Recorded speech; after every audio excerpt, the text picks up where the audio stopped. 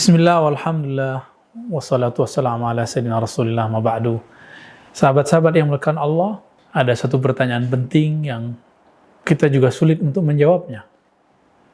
Apakah ruh itu mempunyai nama?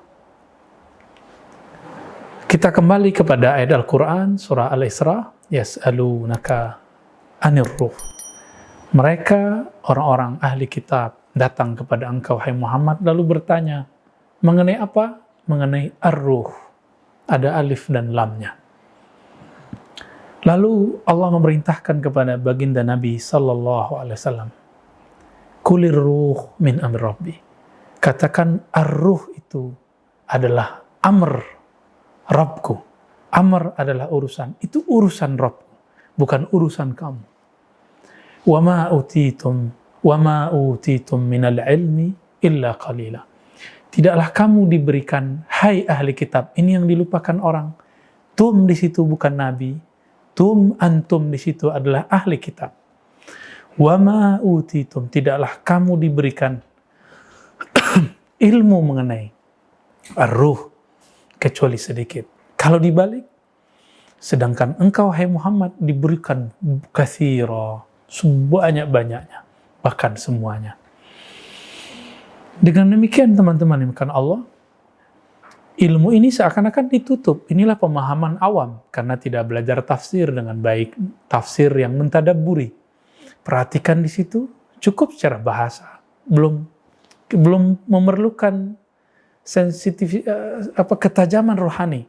Kita cukup membaca secara harfiah. Wa ma utitum, yaitu antum ayyuha ahlul kitab. Kamu ahli kitab tidak diberikan banyak, sedikit saja. Namun Nabi Muhammad diberikan banyak. Maka pewaris Nabi Muhammad SAW juga diberikan banyak. Siapa itu? Setiap wali al-ghaus, setiap masa diberikan rahasia-rahasia itu, dan semuanya berpuncak pada al-imam akhir zaman, al-imam al-mahdi. Teman-teman yang dimuliakan Allah, saya pun mencoba bertanya kepada para masyaikh, apakah ada persoalan nama ruh di dalam kitab-kitab ulama terdahulu? Setelah mencari, mendapatkan isyarat-isyarat dari mereka dan mencari juga sendiri, dari mereka saya mendapatkan satu kitab yaitu Al-Ghunyah, karya Imam Sidi Syekh Al-Qutub Rabbani Abdul Qadir Al-Jilani. Saya pernah membaca kitab itu sangat tebalnya sekira-kira seperti ini. Setelah seminggu, karena saya membaca dengan arogansi, merasa diri pintar baca kitab, ternyata membaca kitab ada seni rohaninya. Tidak merasa pintar dalam membaca kitab. Setelah sepekan, seminggu, saya pun sadar kenapa persoalan ini tidak juga kunjung saya temukan, padahal kitab sudah dibolak-balik. Baru kita menurunkan ego intelektual, kita membaca dengan bertobat, tobat akliyah, tobat intelektual, merasa pintar. Kita berkirim doa, berkirim salam kepada Nabi dan pengarang kitab. Lalu saya minta hidayah, minta petunjuk kepada Allah. Terbukalah yang sudah saya baca, mungkin 7 kali saya bolak-balik membacanya. Muncul di sepertiga bagian kitab terakhir tentang Risalatut Tasawuf. Di situ ada sekitar 3-4 baris.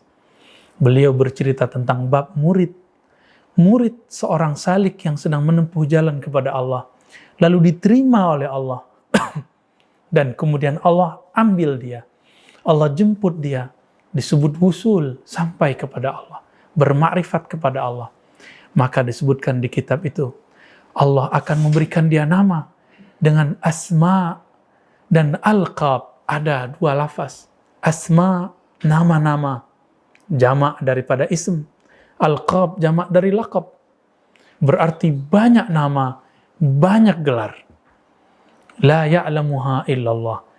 Yang kata Syekh Abdul Qadir Jilani, yang hanya disimpan dalam khazanah Allah SWT, yang Allah hanya titipkan ke kalbu Nabi dan kalbu para ghaus. Itulah sebabnya seorang murid jika telah menjadi murad, telah menjadi wusul di sisi Allah, telah hidup di sisi Allah, dia akan menemukan nama itu karena Allah lah yang memberinya nama.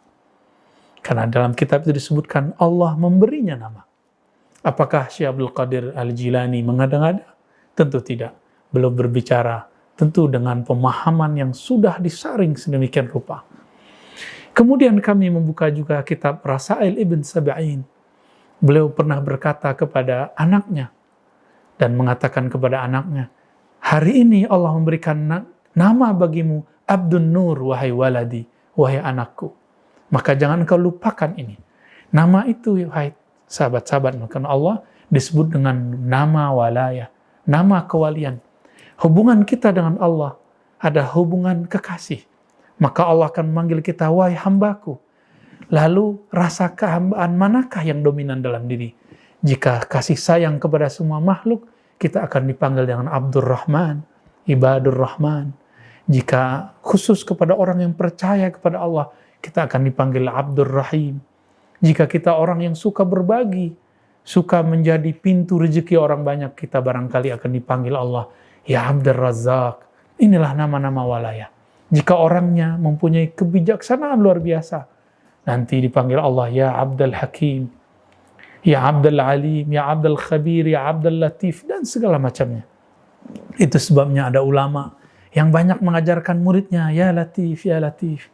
Ada guru yang mengajarkan Ya Nur, ada Ya Allah, dan segala macamnya. Ini adalah nama-nama. Berarti orang ini menjadi Abdullah, orang ini Abdul Haq, dan lain sebagainya. Jadi adakah nama ruh? Minimal dua imam ini mengajarkan kita mengenai ada nama ruh. Cukuplah dengan mereka kita mengatakan bahwa ruh ada nama. Ini satu hal. Dan bagian terakhir teman-teman, jika kita lahir, kita diberi nama oleh ayah ibu kita. Dan nama itu boleh berubah. Kita bisa disidang. Bahkan barangkali di antara teman-teman ketika lahir namanya apa, ketika ditulis dalam KTP namanya lain, ditulis di sekolah namanya lain. Berarti nama jasad pun bisa berubah-ubah. Orang di kampung dia namanya Abduh. Di sekolah namanya Siduh. Mungkin di kampus namanya si Abd. Macam-macam nama panggilan. Atau dia disebut Pak Dosen jika dia jadi dosen. Disebut suami, disebut ayah. Semua itu nama panggilan. Jika dia nanti jadi pejabat dipanggil Pak Menteri. Jika dia nanti seorang direktur dipanggil Pak Direktur. Ini semua nama-nama. Kita mencari nama. Saya mencari nama intelektual. Sekolah S1, S2, S3. Teman-teman mencari nama. Ada yang mencari nama melalui seni. Ingin disebut musisi. Ada yang mencari nama dengan cara-cara yang baik. Ada yang cara-cara tidak baik. Ada yang cara yang normal. Ada yang cara tidak normal. Ada yang jalur intelektual. Ada jalur spiritual. Maka nama-nama itu selalu ada dan pasti ada. Sebagaimana tubuh ini punya nama, maka ruh kita juga punya nama. Semoga Allah memberitahu nama-nama itu kepada kita. Wassalamualaikum warahmatullahi wabarakatuh.